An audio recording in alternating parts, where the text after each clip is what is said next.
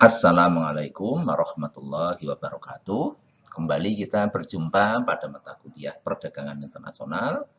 Pada kesempatan ini kita akan belajar tentang teori Hexer-Ohlin dan kelimpahan faktor produksi. Kontribusi dari teori Hexer dan Ohlin yaitu menyangkut kepemilikan faktor produksi pada tiap-tiap negara. Teori Hexer dan Ohlin ini dikemukakan oleh dua orang ahli ekonomi, yaitu Hexer dan Ohlin. Dan dikatakan sebagai teori modern dalam perdagangan internasional. Mengapa? Karena ada satu pengembangan lebih lanjut mengenai bagaimana satu negara melakukan transaksi ekonomi dengan negara lain berdasarkan atas kelimpahan faktor produksi.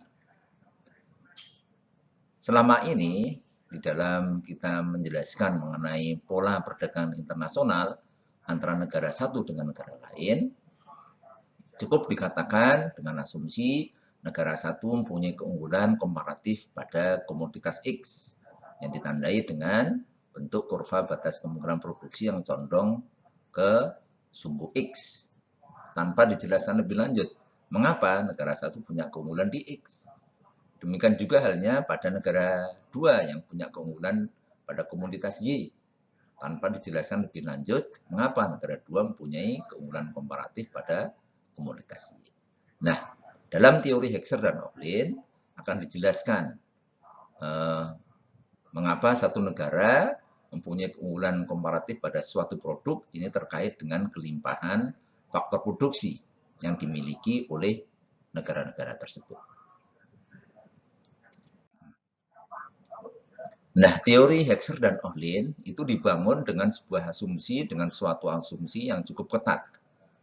Jadi ada 11 asumsi di dalam teori Hexer dan Ohlin.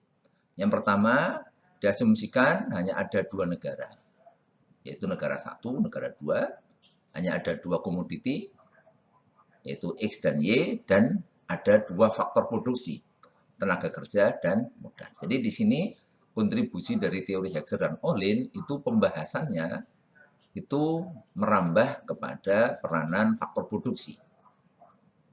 Sementara pada teori-teori perdagangan internasional sebelumnya itu pembahasan hanya sebatas pada bagaimana analisis pada output saja, yaitu X dan Y. Yang berikutnya, dua negara tersebut memiliki tingkat dan metode penggunaan teknologi yang sama. Jadi di sini tidak ada perbedaan penggunaan teknologi. Karena apa? Karena nanti dalam pembahasan berikutnya, ini sebagai implikasi dari teori Hexer dan Ohlin atau pengembangan lebih lanjut dari teori Hexer dan Ohlin, dikatakan bahwa penggunaan metode dan tingkat teknologi yang berbeda antara satu negara dengan negara lain itu bisa menimbulkan satu potensi untuk melakukan perdagangan yang saling menguntungkan antara satu negara dengan negara lain.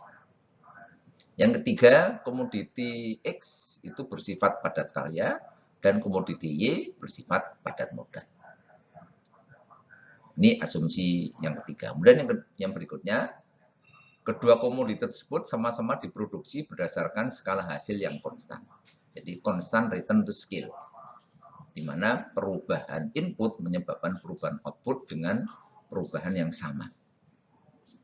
Nah, karena pada kasus pemanfaatan skala hasil yang berbeda, katakanlah yang satu increasing return to scale, yang lainnya berbeda, misalnya decreasing return to scale, ya, itu akan bisa mempengaruhi terjadinya potensi ekonomi dua negara dan bisa memberikan peluang terjadinya perdagangan antar negara tersebut.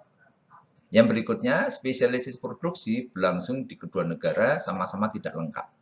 Hal ini terlihat pada bagaimana pemanfaatan sumber daya untuk menghasilkan X dan Y dan tidak sepenuhnya pada satu komoditas. Ini implikasi dari bentuk kurva batas kemungkinan produksi yang cembung. Artinya pada kasus biaya oportunitas yang meningkat. Yang berikutnya, selera dan preferensi permintaan kedua negara itu sama. Terus kompetisi sempurna pada produk pasar barang dan pasar faktor produksi. Jadi struktur pasarnya adalah pasar persaingan sempurna. Nah, perbedaan struktur pasar, katakanlah misalnya pada pasar persaingan monopolistis ya, atau pasar oligopoli misalnya, maka perbedaan struktur pasar ini bisa menjadi salah satu alasan mempengaruhi pola perdagangan antar negara. Jadi di sini diasumsikan struktur pasarnya adalah pasar persaingan sempurna. Mobilitas faktor produksi yang sempurna di masing-masing negara, namun tidak ada mobilitas faktor produksi antar negara. Dan di situ asumsinya tidak ada biaya transportasi serta tidak ada hambatan perdagangan internasional, baik tarif maupun non-tarif. Jadi ini menunjukkan asumsi bahwa dua negara itu berada dalam lokasi yang berdekatan. Artinya problem transportasi, biaya transportasi itu bukan salah satu faktor yang menentukan terjadinya perdagangan internasional. Karena dalam kasus ya dua negara yang memiliki perbedaan biaya transportasi yang disebabkan karena jarak yang berbeda, maka ini bisa menjadi salah satu faktor yang menentukan pola perdagangan antar negara. Sumber daya faktor produksi masing-masing negara dilakukan secara penuh. Artinya tidak ada pengangguran di situ. Artinya perekonomian itu berjalan secara efisien. Jadi ada efisiensi dalam pemanfaatan sumber daya yang ditandai dengan penggunaan faktor produksi untuk menghasilkan barang dan jasa, dan itu terletak pada batas sepanjang kurva batas kemungkinan produksi. Kemudian yang berikutnya, perdagangan internasional terjadi secara seimbang. Artinya keseimbangan dalam neraca perdagangan. Besarnya ekspor akan mendorong terjadinya besarnya impor dalam jumlah yang sama di antara dua negara. Nah, saudara sekalian, bagaimana suatu negara itu menghasilkan suatu produk, yaitu X dan Y, itu tergantung kelimpahan faktor produksi yang ada di masing-masing negara dan pemanfaatan sumber daya atau faktor produksi tersebut untuk menghasilkan barang-barang dan jasa dalam konteks perdagangan internasional.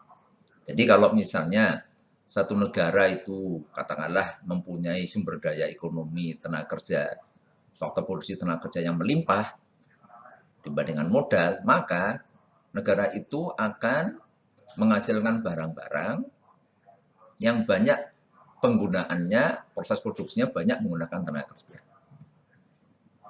Apa sebabnya? Ini karena pertimbangan efisiensi. Ya, sehingga barang yang dihasilkan adalah barang-barang yang padat karya, karena tenaga kerjanya melimpah. Sebaliknya, pada negara yang melimpah modal, maka negara itu akan menghasilkan barang-barang yang banyak menggunakan faktor produksi modal dalam penggunaan dalam proses produksinya. Ini disebut dengan intensitas penggunaan faktor. Kita lihat ya di dalam panel di sini, diasumsikan ada dua negara, negara satu, negara dua. Sumbu horizontal ini merupakan faktor produksi tenaga kerja, sumbu vertikal adalah faktor produksi kapital. Jadi di negara satu, ya, untuk menghasilkan barang X, rasio modal dan tenaga kerja itu sebesar 1/4.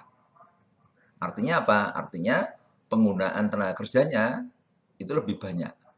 Sehingga rasionya itu sebesar 1/4. Sementara untuk menghasilkan Y, rasio modal dan tenaga kerja itu sebesar 1. Jadi dari besarnya rasio modal dan tenaga kerja di sini terlihat bahwa komoditas X itu lebih efisien karena angka 1/4 itu lebih kecil daripada 1.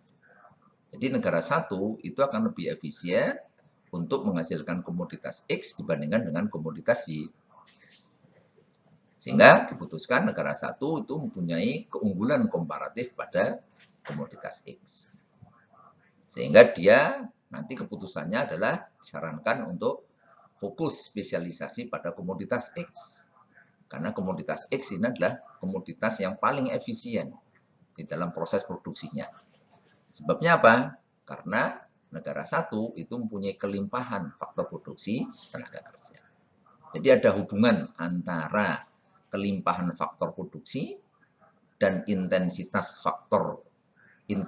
penggunaan faktor untuk menghasilkan barang-barang. Dan juga akan menentukan pada jenis barang apa negara itu mempunyai keunggulan komparatif. Sementara di negara 2, komoditas Y itu relatif lebih murah dibandingkan dengan komoditas X. Sehingga dikatakan negara 2, intensitas penggunaan faktornya itu akan banyak menggunakan kapital. Dan produk yang banyak menggunakan kapital adalah komoditas Y. Berdasarkan asumsi yang sudah kita bangun sebelumnya, bahwa komoditas Y karakternya padat kapital, sementara komoditas X itu asumsinya padat karya. Sehingga negara 2 yang melimpah modal, akhirnya dia akan berproduksi pada komoditas Y. Dan negara 2 pada akhirnya nanti akan mempunyai keunggulan komparatif pada komoditas Y. Nah, di sini untuk menentukan kelimpahan faktor itu ada 2 cara ya, yaitu dengan cara melihat fisiknya, ya, berapa jumlah real modal dan tenaga kerja yang dimiliki oleh satu negara. Ya, dibandingkan ya rasio modal tenaga kerja di negara 1 dibandingkan dengan rasio modal tenaga kerja di negara 2 secara fisik, ya, itu jumlahnya. Atau cara yang kedua dengan melihat rasio harga faktor produksi. Harga modal itu namanya sewa, ya, atau bagi hasil, ya. Sedangkan harga tenaga kerja namanya upah. Jadi rasio sewa dibandingkan upah di negara 1 dibandingkan dengan rasio sewa dan upah di negara 2. Ya. Jadi itu nanti akan menentukan bagaimana keunggulan komparatif satu negara. Ya. Apakah negara itu mempunyai kelimpahan pada komoditas, kelimpahan faktor produksi pada modal, atau negara itu mempunyai kelimpahan faktor produksi tenaga kerja. Ya. Jadi bisa dilihat dari jumlah fisiknya atau bisa dilihat dari tingkat harga faktor-faktor produksi tersebut. Nah, dari penjelasan di muka, akhirnya kita bisa mengetahui tentang karakter komoditas dari 2 negara tersebut.